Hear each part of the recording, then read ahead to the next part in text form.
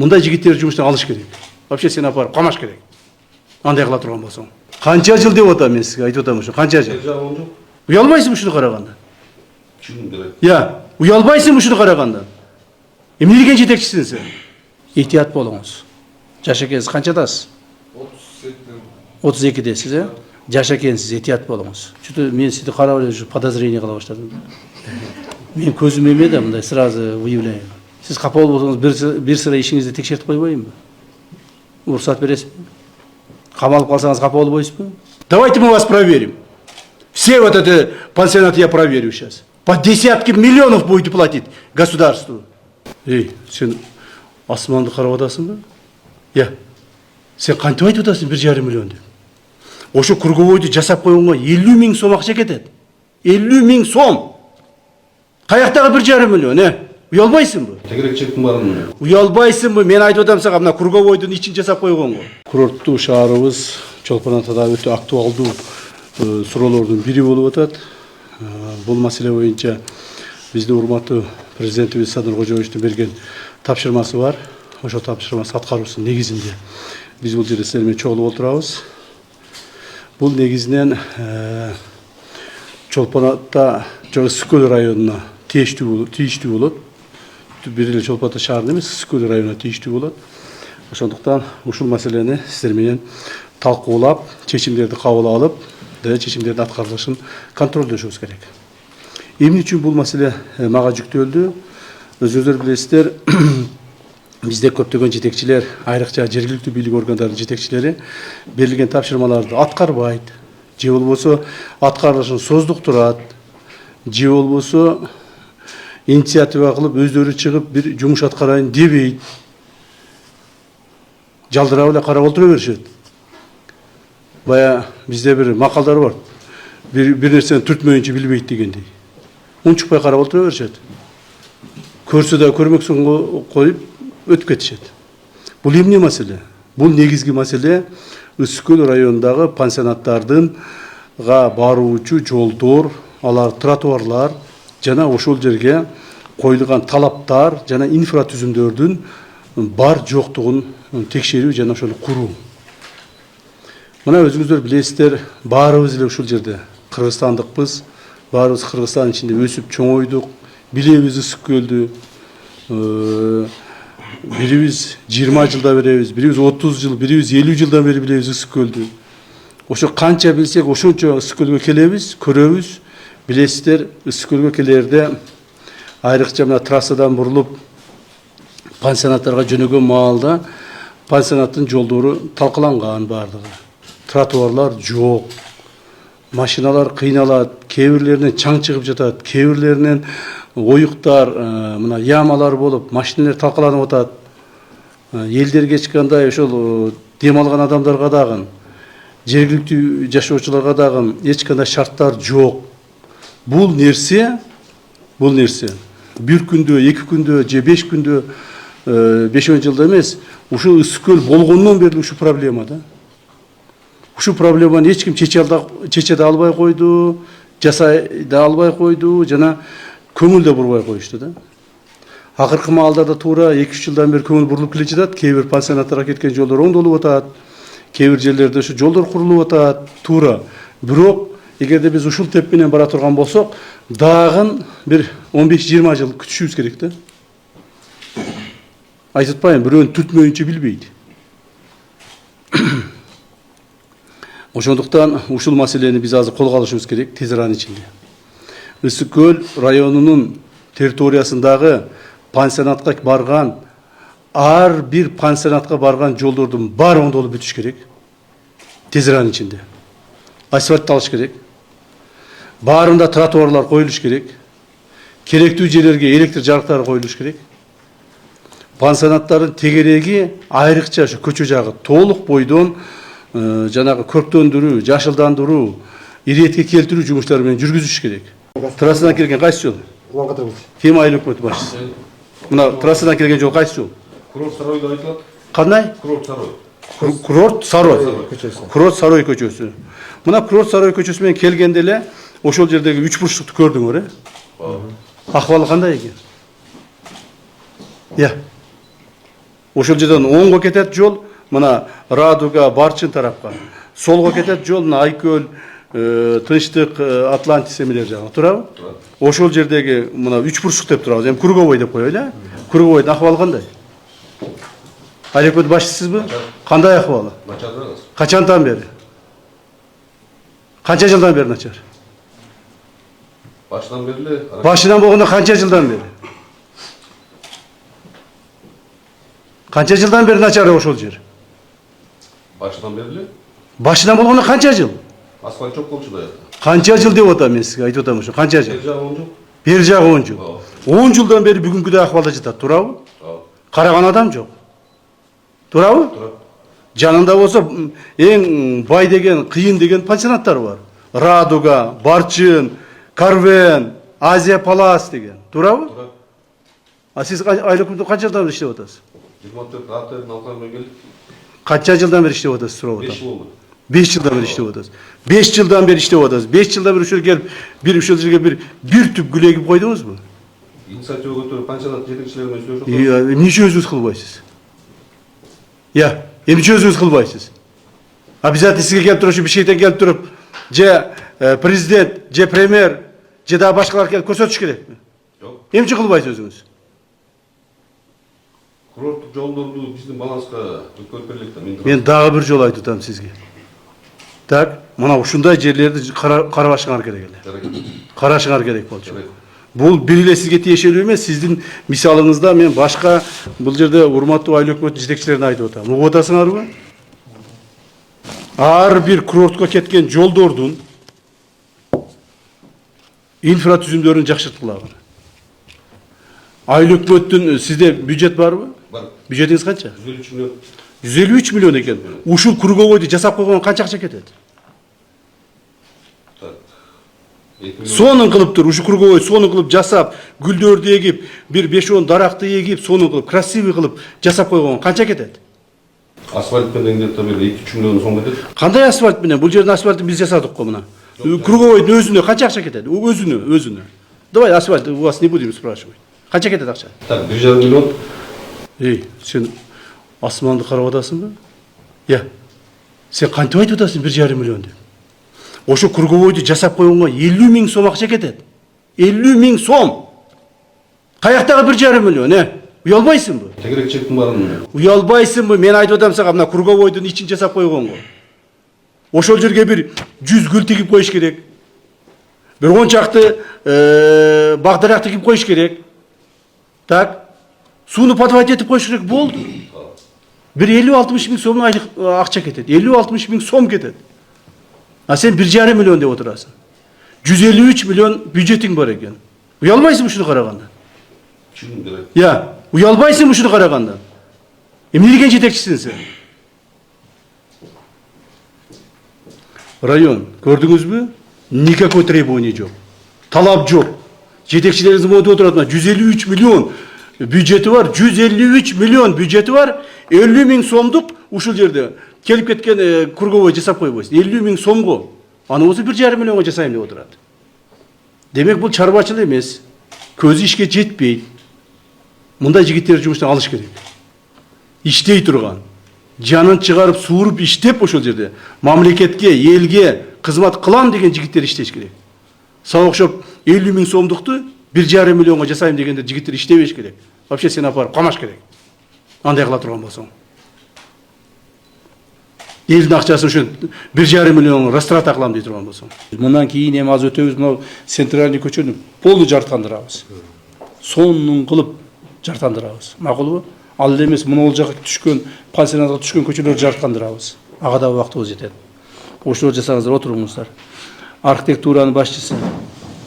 Бардык иштин бардык архитектурада болуп аткан. Имейте в виду. Жерди туура эмес бөлүп берип, туура эмес чызып берип, 5 тыйын 10 тыйын алып коюп, мына жерге камакты коюп кой, мына жерге магазинди коюп кой, тигил жерди кошуп ал, бул жерди кесип сал дегенин баары сиздин колуңарда. Этият болуңуз. Жаш экенсиз, канчадасыз? 32-десиз, Жаш экенсиз, этият болуңуз. Макулбу? Ишиңизди так алып барыңыз. Коррупциялык элементтерге берилбеңиз. Биз ушу архитектура тараптан өтө көп мүчүлүктөр көп да, жоопко тарткан адамдар да көп. Ушунун катарына кирип калбаңыз. Макулбу? Мен азыр сизди эскертүү иретинде гана айтып атам. Анан эгерде капыстан эртең ушундай болуп калса, аны өкүнүп калбаңыз. Макулбу? Мен көптү көргөн адам катары айтайын. Айтсаң болуп тур дей беришет. Ишке келгенде анан адам деген ушундай пенде деген жаман да. Тыйынды көргөндө бузулуп кетет. Же башка бир нерсени көргөндө бузулуп кетет. Ошону этият болуңуз. Макулбу? Айрыкча сизге айтып коеюн. Отуруңуз, пожалуйста. Так. Жер бөлүү боюнча кадастр, жер ресурстары. Качанда беришип атасыз? 2001'den beri. 2001'den beri иштейсиз. Азыр жетекчи болуп калдыңыз. Yok, ormasar. Азыр 2001'den beri орун басар болуп иштейсиз. Yok, 1 yıl oldu. Ага чейин эмне болуп иштедиңиз? Ben inspektör. Инспектор. 2001'den beri ушул жерде иштейсиз. Ortada ketken de 3 yıl. Что-то мен сизди карап эле подозрение кыла баштадым. Мен көзүм эмеде, мындай сразу выявляю. Я. Сиз капа болсоңуз бир sıra ишиңизди текшертип койбоймунбу? Уруксат бересизби? 2001'den beri иштеген анча иштериңизди текшертип койсом макулбу? 25 жылдан бери иштеп атыпсыз. Эгерде мыйзам бузуулар табылса, камалып калсаңыз капа болбойсузбу? Kuday saklasın. Жошун айтам, Кудай сатасын, капа болбойсузбу? Yok. Өзүңүзгө ишеничтесизби? Райотдел начальник. Понял, да? Все деятельности проверить. Так. Какие решения он принимал, какие выделенных земельных участках, какие у него подписи имеются, законные или незаконные. Бүт бар текшертип турмаган отдельный доклад бересиз. Потом я приму решение. Макулбу? Мындан ары дагы мыйзамды бузбай иштеймиз. Жер бөлүү боюнча эң көп мыйзам бузуулуктар ушу Ысык Көл районунда. Эң көп мыйзам бузуулуктар. Мен айтып атпаймынбы? Биздин сотрудник, ушул жерде иштеп кеткен сотрудник, кийин караколго барып иштептир. Ал сотрудник каерге барса эле бир кафе, бир самсыкана курат экен. Бир кафе, бир самсыкана курат экен. Каерге барса дагычы. Ушунусунан чукулап отуруп, мен кече таап алдым, мына ушу Чолпон-Атанын тегерегинде 28 гектар жерди өзүнө алып коюптур. Ошонун арасында бул да бардыр, кол коюп бергендердин арасында. Макулбу? Ошон үчүн этият болуңуз. Жерди этиятка кылагын. Биз канчалаган жерлерди кайтарып берип атабыз мамлекеткечи. Кайтарып берген жерлерди айыл өкмөтү башчылары. Бизде кайтарып берди деп туруп, анан кийин зыңгылдатып, направо, налево бөлмөгүлөр. Уктуңарбы? Ошолорду бөлгөндө дагы максаттуу бөлүнүш керек. Пайдалуу бөлүнүш керек. Мамлекетке, анан ошол жергиликтүү бийликке, жергиликтүү элге пайдасы тие турган кылып бөлүш керек. Уктуңарбы? Бүгүн бөлсөң, мен дагы бир нерсе айтып коеюн. Орустар айтып коет. Сколько бы веревка не виться, конца будет депчи. Ошонусуңарда жаман чечим кабыл алсаңар, баары бир күн түшөсүңөр. Имейте в виду, ребята. Силерди коркутуп аткан жерим жок. Мен өзүмдүн мында кеңешимди айтып атам да. Быйыл бар, эмдиги жылы бар, аркы жылы бар дегендей. Ошондо таза иштегиле. Макулбу? Бүгүндөн баштап таза иштегиле. Мурдагы ишиңер болсо, өзүңөр признанка менен келгиле мына балагачы. Мен ушу жаман ишим бар деп, ушуну оңдоп бериңиз десеңер, признанка менен келсеңер, мы там поможем. Если будет сидеть, бир жерди бекитип алып берип коюп, мы когда-нибудь все равно выявим. Будем выявлять, будем принимать меры. Макулбу? Ошон үчүн этият болуңуздар, отуруңуздар бардым. Ушул жердеги эле пансионаттын представительдери барбы? Мына Радуганыкы барбы? Радуга бар экенсиз. Барчындыкы барбы? Бар экенсиз. Карвендики барбы? Бар экенсиз. Азия Паластыкы барбы? Бар экенсиз. Жалындыкы барбы? Бар экенсиз. Атлантистики барбы? Бар экенсиз. Айкөлдүкү барбы? Бар экен. Тынчтыктыкы барбы? Бар экен. Чайканыкычы? Бар экен. Мына бардыңар, бар экенсиңер. Өзүңөр көрүп атасыңар, туурабы? Ушул жерге сиздерге жылына жүздөгөн десем бул эң азында миңдеген, 10 миңдеген адамдар ушул жерге келип дем алып кетип атат, туурабы? Ушул эмелерге, мына пансионаттарга, дем алуучу жайларга. ушуларды жолдорду жасап, тротуарларды жасап, ушу круговойлорду сонун кылып, сууларды чыгарып, ар бириңер ушул жанагы пансионаттардын туштарын жолдор жакты карап, мына азыр мына Радуга келе бар. Мына Барчынга же Карбенге эле бар. Ошол жерге барсаң, жолу талкаланган, чаң чыккан, суусу жок, гүлү жок, эч кандай тал терек отургузулган эмес. Мен айтып, жашылдандыруу боюнча эч нерсе кылынган эмес. Варадан ачасың, киресиң, ичи кумус сонун. Сыртына чыгасың, как будто бир соғыш таласына келгендей болуп каласың. Бай ошону уялбайсыңар, өзүңөр жасап койбойсуңар. Ошол эле Радугада неужели бир жылына бир не можете выделить там хотя бы 100 тысяч самов? Если каждый год по 100 тысяч самов выделили бы на озеленение вот этих улиц, у вас было бы все нормально. А вы зарабатываете несколько десятков миллионов сомов. Ребята, вы не зарабатываете там, как другие пенсионеры там, или там, которые там получают какие-то зарплаты там. Вы зарабатываете вот это все вот эти пансионаты, которые я сейчас перечислил, несколько десятков миллионов сомов. Некоторые сотни миллионов зарабатываете, мы это знаем. Вы не можете там 100 тысяч самов выделить, так, чтобы озеленение провести. А сиздер жергиликтүү бийлик органдарынын жетекчилери ушуну уюштура албайсыңар. Ушул жетекчилер менен сүйлөшө албайсыңар. Ушулар чогултуп, сүйлөштүрүп, түшүндүрүп, айтып деп жеткизсеңер болобу? Болот. Эмне үчүн ушуну жасабайсыңар? Эмне үчүн ушуга сөзсүз түрдө бирөө жарым келип, бирөөнү урушуш керек, бирөөнү кууш керек, түрткүлөш керек? Жасай бербейсиңерби? Карагылачы эми, Кудай берген ушу көзүбүздөй болгон берметибиз ысык көлүбүз турат. Эл бул жака эмне үчүн келет? Ысык көлгө түшкөнү келет, туурабы? Дем алганы келет. А ысык көлгө түшүп, сууга түшүп дем алыш үчүн каяк менен келет? Ошо жол менен келип атпайбы? Жолдон басып өтүп атпайбы? Жол менен машина менен келип атпайбы? Эмне үчүн ушуну карабайсыңар? Эмне кылыш керек муну каратыш үчүн? Былтыры биз айтып деп жүрүп ушул мына жолду мына Айкөлгө келгенге чейин мына Чайкага чейин жасатып койдук эле жолду. Жакшы болуп калдыбы? Жалын, Атлантис, Айкөл, Тынчтык, Чайка представительдер жакшы болуп калдыбы? Жакшы болуп калды. Көрдүңөрбү? Точно ушундай эле нерсени эмне үчүн биз жасай албайбыз могул жака? Хотя бар бириңер бир 5-10 миң доллардан чыгарсаңар, мүмкүнчүлүгүңөргө жараша ушул жолдор бүтүп калат эле го. Дебинин башчысы барбы? Мына дебинин башчысы менен сүйлөшөйлү. Булар мамлекет тарабынан жакшынакай кылып туруп, мындай бир эч кандай өздөрүнө кошумча жанагыдай прибыль албастан ушул жолдорду бүтүрүп берсин. А силер болсо ушул финансыларды чыгарып бергиле. Жолду сонун кылып зыңкылдатып салайлы. Жанына сонун кылып тротуарды салайлы. Ар бириңер өзүңөрдү мынау жанагы пансионаттардын алдына сонун кылып озеленение кылгыла. Хотя бы 10-дон, 15-тен, 20-дан арчаны тиккиле, гүлдөрдү тиккиле сонун кылып.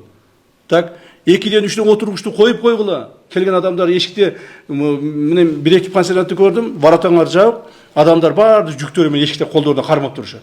Даже отурганга отургуч жок. Да неужели вам это как вас не касается, а? Ушунун бардыгы напрямую силерге тийиштүү болуш керек эле. Ошо варатаңардын жанына, эки жагына бир 4-төн жакшынака сиденелерди коюп, көлөкөсү түшө турган, жамгыр болсо жамгыр тийбей турган, күн болсо көлөкө боло турган, ошолорду коюп, жакшынакай кылып, арчаларды тигип, гүлдөрдү тигип ошол жерге. Сону кылып койбойсуңарбы? Аны жасасаңар мен үчүн, же бир жетекчи үчүн жасабайсыңар, өзүңөр үчүн жасайсыңар. Өзүңүздөрдүн ушул пансионатыңыздардын көрктүүлүгү үчүн жасайсыңар. А силерде болсо кандай? Воротаны жаптыңар, воротанын ичине кирсең, пансионат бир сонун. Иштери гүлдөнгөн, тазаланган, жанагы бактар тигилген, бурчаткалар салынган, үйлөр аккуратный, баары жакшы. Молодцы. Воротаны жаптың, эшикке чыктың, уже состояние карасаңар. Эми бардыгын эле муну мамлекет бизге ошол жерде кылып берет деп карап отурбагыла. Ушул жерден силер өмүр бою таап атасыңар. Так. Эгерде жок, биз буга катышыбыз жок. Биз только эле жанагы эмелерди кабыл алабыз, жанагы туристтерди кабыл алабыз, өзүбүз ичибизди гана карайбыз, сыртыны биз жолуң менен ишибиз жок, тротуарың менен ишибиз жок. Кантип келсе ошентип келип кетсин. Мамлекет кылса кылсын, биз кылбайбыз. Дей турган болсоңор, анда төлөй көрө налогду толук койду. Давайте мы вас проверим. Все вот это пансионаты я проверю сейчас. По десятки миллионов будете платить государству. За то, что вы не оплачиваете налогов. За то, что вы скрываете это все. За то, что вы нарушением живете. А ушунун баардыгын уюштура турган жергиликтүү бийлик органдары. Уктуңузбу? Аким, милиция, органы правопорядка, органы безопасности. Так. Вот ваша работа. Архитектура и другие. Эмчи иштебейсиңер силер? Азыр эле мына Чолпон Ата шаарынан жолдор оңдолуп, тротуарлар жасалып, освещениелер коюлуп, остановкалар коюлуп, демеле сону болуп калды. Эми ушул нерсенин баардыгын биз пансионатка кеткен жолдорго улантышыбыз керек. Мына пансионаттардын ичине кирсең бир сонун, баары таза, баарын сонун кылып коюшкан. Бирок пансионаттын сыртына чыксаң эле жолдор баары талкаланган, эч кандай шарт түзүлгөн эмес, адамдардын, машиналардын келип кеткени баары чаң, баары ушундай ойлуган, сойлуган жолдор. Мына эми ушул негизги тапшырмаларды койдук. Бул урматтуу президентибиз Анар Кожоевичтин биздин алдыбызга койгон негизги маселеси ушул ар бир пансионатка барган жолдорду оңдоп, ошол жолдордун чекелерине тротуарларды куруу. Ысык көл району боюнча быйылкы жылы ушул маселени баарын чечебиз. Азыр мен тапшырмаларды койдум. Сентябрь айына чейин, сентябрь айынын аягына чейин ар бир пансионатка барган жолдордун баардыгы асфальттаныш керек. Жолдор баары оңдолуш керек. Жана тротуарлар жасалыш керек. Ошондо гана мен ойлойм туристтерибиз мындан да көбүрөөк келет, мындан да көбүрөөк маселелер чечилет деп. Жыйында Камчак Кудусаевич ушундай талап койду. Буга чейин дагы пансионатка кеткен ушу жолдорду бир топ жасап келгенбиз. Бирок негизи ошол сапаттуу кылып бүгүнкү күндө ошол пансионатта кетип аткан мына мисалы үчүн көп жерде, кээ бир жерлерде автомашина үчүн жол бар, бирок жүргүнчүлөр, эс алуучулар үчүн жол жок да. Ошолардын баардыгын ошол сентябрь айына чейин ошол пансионаттарга кеткен жолдорду бүтүрүү боюнча тапшырма болду. Бир эле ошо мамлекет гана карап турбастан ошол жердеги пансионаттар дагы, ошол жердеги элдер дагы ким мүмкүнчүлүгүнө карай жардам берүү боюнча бул боюнча да сүйлөштүк. Анан заманбап кылып, жакшынакай кылып ушул пансионаттардын теректерин, алар кеткен жолдорду иретке келтирип ушул пансионатка барганда кээ бир ушуларды абдан мындай моюнга алуу менен айтабыз. Чында ушундай кемчиликтер бар. Пансионатка барса биздин эс алуучулар баягы өзүнүн жүгүн көтөрүп алып мындай отуруп турганга шарттар жок да. Ушулардан бери жасоо боюнча тапшырма болду. Биз бул тапшырмаларды толугу менен атканга буюрса даярбыз.